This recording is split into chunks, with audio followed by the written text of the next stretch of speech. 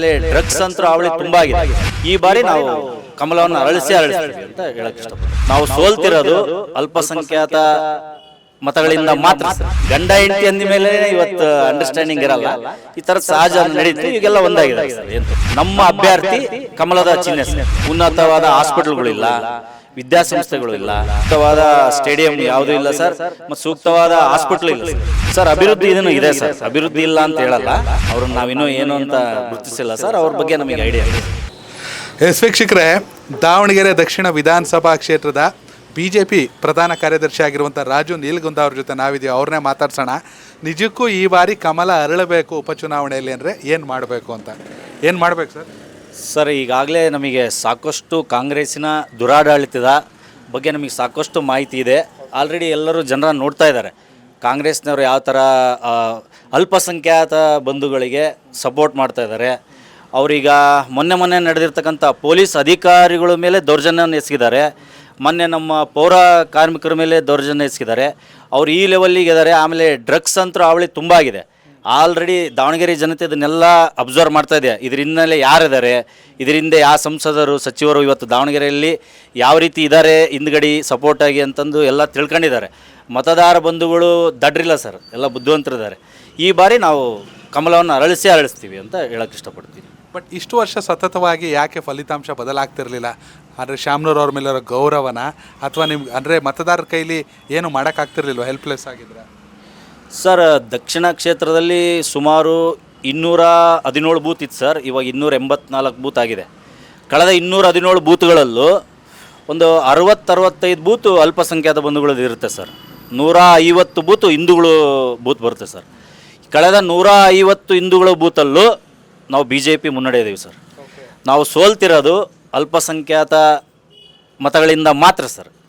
ಅದು ಈ ಬಾರಿ ಅವರಿಗೂ ಗೊತ್ತಿದೆ ಸರ್, ಅಲ್ಪಸಂಖ್ಯಾತರಿಗೂ ಗೊತ್ತಿದೆ ನಾವು ಇಷ್ಟು ದಿವಸ ಯಾರಿಗೆ ಸಪೋರ್ಟ್ ಮಾಡಿದ್ವಿ, ನಮ್ಮ ಅಭಿವೃದ್ಧಿ ಏನಾಗಿದೆ ಅಂತ. ಈ ಬಾರಿ ಶಂಕರಪ್ಪರ್ ಲಾಸ್ಟ್ ಟೈಮ್ ಅವ್ರಿಗೆ ಮಾತು ಕೊಟ್ಟಿದ್ದಾರೆ. ಆ ಮಾತನ್ನು ಉಳಿಸ್ಕೊಂಡು ಈ ಬಾರಿ ಅವರು ಟಿಕೆಟ್ ತಗೊಳೋದ್ರ ಬಗ್ಗೆ ಯೋಚನೆ ಮಾಡ್ತಾ ಇದ್ದಾರೆ. ನಾವು ಈ ಬಾರಿ ನಾವು ಟಿಕೆಟ್ ತಗೊಂಬರ್ತೀವಿ ಅಂತ. ಇದೆಲ್ಲ ನೋಡಿದರೆ ಈ ಬಾರಿ ನಾವು ಕಮಲವನ್ನು ಅರಳಿಸ್ತೀವಿ ಅಂತ ನಾವು ವಿಶ್ವಾಸ ಇದೆ ಸರ್. ಅಂದರೆ ಕಾಂಗ್ರೆಸ್ನಲ್ಲಿರೋ ಗೊಂದಲ ಜೊತೆಗೆ ಕುಟುಂಬ ರಾಜಕಾರಣದ ವಿರೋಧಿ ಅಲೆ ಏನಿದೆ ಅದು BJP ಪ್ಲಸ್ ಆಗುತ್ತೆ. ಎಸ್ ಸರ್, ಪ್ಲಸ್ ಆಗ್ತಾ ಇದೆ ಈ ಬಾರಿ. ನೀವು ಪ್ರಧಾನ ಕಾರ್ಯದರ್ಶಿಯಾಗಿ ಉತ್ತರ ಕೊಡಲೇಬೇಕು. ಬೆಂಗಳೂರಲ್ಲಿ ಕೂತ್ಕೊಂಡು ದಾವಣಗೆರೆ ಪಾಲಿಟಿಕ್ಸ್ ನೋಡಿದ್ರೆ BJPಲಿ ಬಣ ಬಡಿದಾಟ ಜಾಸ್ತಿ ಸರ್. ಇಲ್ಲ ಸರ್, ಎಲ್ಲ ಸರಿ ಹೋಗಿದೆ ಅಲ್ಲ ಸರ್, ಎಲ್ಲ ಸರಿ ಮಾಡಿದ್ದಾರೆ ಸರ್. ತರಳುಬಾಳು ಸ್ವಾಮಿಗಳು ಸರಿ ಮಾಡಿದ್ರೆ ಸರ್, ಎಲ್ಲ ಸ್ವಾಮಿಯರ ಸಮ್ಮುಖದೂ ಇರ್ಬೋದು, ಎಲ್ಲರೂ ಕೂಡಿ ಎಲ್ಲರೂ ಒಗ್ಗಟ್ಟಾಗಿ ಚುನಾವಣೆ. ನಾವು ಒಂದೇ ಮನೆ ಅಂದ ಮೇಲೆ ಇದ್ದೇ ಇರ್ತಲ್ಲ ಸರ್. ಗಂಡ ಹೆಂಡತಿ ಅಂದ ಮೇಲೆ ಇವತ್ತು ಅಂಡರ್ಸ್ಟ್ಯಾಂಡಿಂಗ್ ಇರಲ್ಲ, ಈ ಥರ ಸಹಜ ನಡೀತು. ಈಗೆಲ್ಲ ಒಂದಾಗಿದ್ದಾರೆ ಸರ್. ಏನು ರೇಣುಕಾಚಾರ್ಯ ಅವರು, GM ಸಿದ್ದೇಶ್ವರ ಸರ್, ಎಲ್ಲರೂ ಒಂದಾಗಿದ್ದಾರೆ ಸರ್. ರೇಣುಕಾಚಾರ್ಯ ಅವರು, GM ಸಿದ್ದೇಶ್ವರಣ್ಣನವರು, GM ಸಿದ್ದೇಶ್ವರಣ್ಣನವರ ನೇತೃತ್ವದಲ್ಲಿ ಈ ಚುನಾವಣೆ ನಡೀತು ಸರ್. ಎಲ್ಲರೂ ಅವ್ರ ಜೊತೆಗಿದ್ದು ಈ ಚುನಾವಣೆ ನಡೆಸ್ಕೊಡ್ತೀವಿ ಸರ್. ಎಲ್ಲ ಒಂದೇ ವರ್ಷದ ಆಟ ಇದು, ಬೈ ಎಲೆಕ್ಷನ್ನು. ನನಗೆ ಬಿಟ್ಕೊಡಿ ಅಂದರೆ ಬಿಟ್ಕೊಡ್ತಾರಾ? ಸಿದ್ದೇಶ್ವರ ಅವ್ರಿಗೆ ಟಿಕೆಟ್ ಎಲ್ಲ ಒಪ್ಕೊಂಡು ಹೋಗ್ತೀರಾ? ಅಲ್ಲ ಸರ್, ನಾವೆಲ್ಲ ಕಾರ್ಯಕರ್ತರದ್ದು ಒಂದೇ ಸರ್ ಅಜೆಂಡಾ. ನಮ್ಮ ಅಭ್ಯರ್ಥಿ ಕಮಲದ ಚಿಹ್ನೆ ಸರ್. ಯಾರು ಆಗ್ಬೋದು ಸರ್, ಕಮಲ ಯಾರು ಆಗ್ಬೋದು ಸರ್. ನಮ್ಮ ಕಾರ್ಯಕರ್ತರ ಅಜೆಂಡಾ ಒಂದೇ ಸರ್.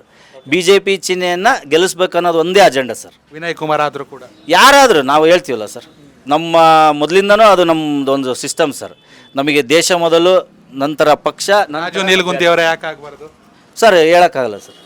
ಪಕ್ಷ ಗುರುತಿಸ್ಕೊಟ್ರೆ ಕಾರ್ಯಕರ್ತರು ಮುಖ್ಯ ಅಂತ. ಹೌದು ಸರ್, ಹೇಳೋಕ್ಕಾಗಲ್ಲ ಸರ್. ನಿಜಕ್ಕೂ ದಾವಣಗೆರೆ ದಕ್ಷಿಣದಲ್ಲಿರುವಂಥ ಸಮಸ್ಯೆಗಳೇನು ಸರ್? ಸರ್, ಸಾಕಷ್ಟು ಸಮಸ್ಯೆ ಇದೆ ಸರ್. ಇಲ್ಲಿ ಉನ್ನತವಾದ ಹಾಸ್ಪಿಟಲ್ಗಳಿಲ್ಲ, ವಿದ್ಯಾಸಂಸ್ಥೆಗಳು ಇಲ್ಲ, ಸ್ಪೋರ್ಟ್ಸ್ ಮ್ಯಾನ್ಸ್ಗಳಿಗೆ ಕ್ರೀಡಾಂಗಣ ಇಲ್ಲ, ರೋಡ್ಗಳು ಇರ್ಬೋದು, ಲೈಟಿಂಗ್ ವ್ಯವಸ್ಥೆ ಇರ್ಬೋದು, ಕುಡಿಯೋ ನೀರಿನ ವ್ಯವಸ್ಥೆ ಇರ್ಬೋದು, ಸಾಕಷ್ಟು ಪ್ರಾಬ್ಲಮ್ಸ್ ಇದಾವೆ ಸರ್. ಅದನ್ನು ನಮ್ಮ BJP ಅವ್ರು ಬಂದರೆ, ಶಾಸಕರಾದರೆ ಇವನ್ನೆಲ್ಲ ನೆರವೇರಿಸ್ತೀವಿ ಅಂತ ನಮಗೆ ನಂಬಿಕೆ ಇದೆ ಸರ್. ನೀವು ಸ್ಪೋರ್ಟ್ಸ್ ವಿಚಾರ ಹೇಳಿದ್ರಿ. ದಾವಣಗೆರೆ ಅಂದ ತಕ್ಷಣ ನೆನಪಾಗೋದು ವಿನಯ್ ಕುಮಾರ್. ನಮಗೆ ಕ್ರಿಕೆಟ್ನ ಪ್ರೀತಿಸೋ ಪ್ರತಿಯೊಬ್ಬರಿಗೂ ಕೂಡ. ಆದರೂ ಇಲ್ಲೇನು ಸೂಕ್ತವಾದ ಫೆಸಿಲಿಟಿ ಇಲ್ಲ ಸರ್. ದೇಶವನ್ನು ಪ್ರತಿನಿಧಿಸಿದ್ರು ಕೂಡ ಇಲ್ಲ ಸರ್. ಸೂಕ್ತವಾದ ಸ್ಟೇಡಿಯಂ ಯಾವುದೂ ಇಲ್ಲ ಸರ್, ಮತ್ತು ಸೂಕ್ತವಾದ ಹಾಸ್ಪಿಟ್ಲ್ ಇಲ್ಲ ಸರ್. ಇವತ್ತು ದಾವಣಗೆರೆ ಜನತೆ ಪ್ರತಿದಿನ ಸುಮಾರು ಒಂದು 5 ಬಸ್ಗಳಲ್ಲಿ ಮಣಿಪಾಲಿಗೆ ಹೋಗ್ತಾರೆ ಸರ್. ದಿವಸ ಒಂದು ಸಣ್ಣ ವಿಚಾರ. ಹೌದು ಸರ್, ಸಣ್ಣ ವಿಚಾರ ಇರ್ಬೋದು. ಅವ್ನಿಗೆ ಹೊಟ್ಟೆ ನೋವುತ್ತಿದೆ ಅಂದ್ರೂ ಅವ್ನು ಹೋಗೋದೇ ಮಣಿಪಾಲ್ ಹಾಸ್ಪಿಟ್ಲಿಗೆ. ಈ ಥರ ಆಗಿದೆ ಸರ್. ದಾವಣಗೆರೆ ಸ್ಮಾರ್ಟ್ ಸಿಟಿ ಆಗಿದೆಯೋ ಆಗಿಲ್ವೋ ಸರ್? ಸ್ಮಾರ್ಟ್ ಸಿಟಿ ಆಗಿದೆ ಸರ್. ಸ್ಮಾರ್ಟ್ ಸಿಟಿ ಆಗೋಕ್ಕೆ ಏನು ಪ್ರೋತ್ಸಾಹ ಮಾಡಬೇಕೋ ನಮ್ಮ ಸಿದ್ದೇಶಣ್ಣವ್ರು ಮಾಡಿದ್ದಾರೆ. ಆದರೆ ಅದಕ್ಕೆ ಅಧಿಕಾರಿಗಳು ಕೆಲವೊಬ್ಬರು ಪ್ರೋತ್ಸಾಹ ಇಲ್ಲದೆ ಇನ್ನೂ ನೆನೆಗುಂದಿದೆ ಸರ್. ಮತ್ತು ಮುಂದಿನ ದಿನಗಳಲ್ಲಿ ಅದನ್ನು ಮಾಡ್ತಾರೆ ಸರ್. ಎಲ್ಲೋ ಒಂದು ಕಡೆ ಕೂಗಳತೆ ದೂರದಲ್ಲಿರೋ ಶಿವಮೊಗ್ಗದಲ್ಲಿ ಏರ್ಪೋರ್ಟ್ ಇದೆ, ಹುಬ್ಳಿಲಿ ಏರ್ಪೋರ್ಟ್ ಇದೆ, ಬಳ್ಳಾರಿ ಜಿಂದಾಲಲ್ಲಿ ಏರ್ಪೋರ್ಟ್ ಇದೆ. ದಾವಣಗೆರೆಯಲ್ಲಿ ಏನಾಗ್ತಿದೆ ಸರ್? ಅದನ್ನು ಈ ಬಾರಿ ತರಲೇಬೇಕು ಅಂತ ಹೇಳಿ ಸಿದ್ದಣ್ಣರು ಹೇಳಿದ್ರು ಸರ್. ಸೊ ನಮ್ಮ ಅಭ್ಯರ್ಥಿಯ ಒಂದು ಸೋಲಿನ ದೃಷ್ಟಿಯಿಂದ ನಾವು ಅದನ್ನು ಹಿಂದಿಟ್ಟಿದ್ದೀವಿ. ಅದಕ್ಕಿಂತ ಮುಂಚಿಂದೆ ತಗೊಳ್ಳೋಣ. ಸಿದ್ದೇಶ್ವರ ಅವ್ರ ತಂದೆನೂ ಸಂಸದರಾಗಿದ್ದರು, ಅವರು ಸತತವಾಗಿ ಸಂಸದರಾಗಿದ್ದರು, ಕೇಂದ್ರದಲ್ಲಿ ಸಚಿವರಾಗಿದ್ದರು. ನಾನಿಲ್ಲಿ ಪಕ್ಷಾತೀತವಾಗಿ ಜಸ್ಟ್ ವ್ಯಕ್ತಿಗಳ ಬಗ್ಗೆ ಮಾತಾಡ್ತಿದ್ದೀನಿ. ನಾವು ನೋಡ್ದಂಗೆ ದಾವಣಗೆರೆ ಅಂದರೆ BJP ಅಂದರೆ ಸಿದ್ದೇಶ್ವರ ಫ್ಯಾಮಿಲಿ, ಕಾಂಗ್ರೆಸ್ ಅಂದರೆ ಶಾಮನೂರು ಫ್ಯಾಮಿಲಿ. ಕೇವಲ ಫ್ಯಾಮಿಲಿಗಳ ಪ್ರತಿಷ್ಠೆ ಅಷ್ಟೇನಾ ಇಲ್ಲಿ, ಅಥವಾ ಅಭಿವೃದ್ಧಿ ಇದೆಯಾ? ಸರ್ ಅಭಿವೃದ್ಧಿ ಇದನ್ನು ಇದೆ ಸರ್, ಅಭಿವೃದ್ಧಿ ಇಲ್ಲ ಅಂತ ಹೇಳಲ್ಲ.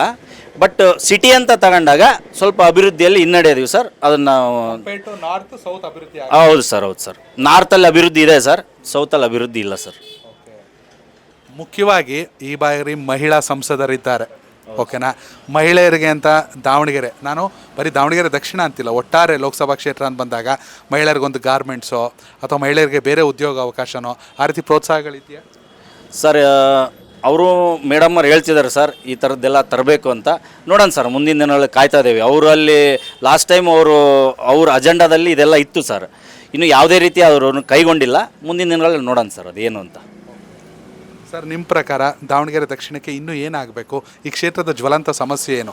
ಆರೋಗ್ಯ, ಉದ್ಯೋಗ, ಶಿಕ್ಷಣ? ಹ್ಞೂ ಸರ್, ನೀವು ಹೇಳ್ದಂಗೆ ಆರೋಗ್ಯ, ಉದ್ಯೋಗ, ಶಿಕ್ಷಣ ಇದು ಮೂಲಭೂತ ಸೌಕರ್ಯಗಳನ್ನು ನಾವು ಕೊಡಲೇಬೇಕು ಸರ್.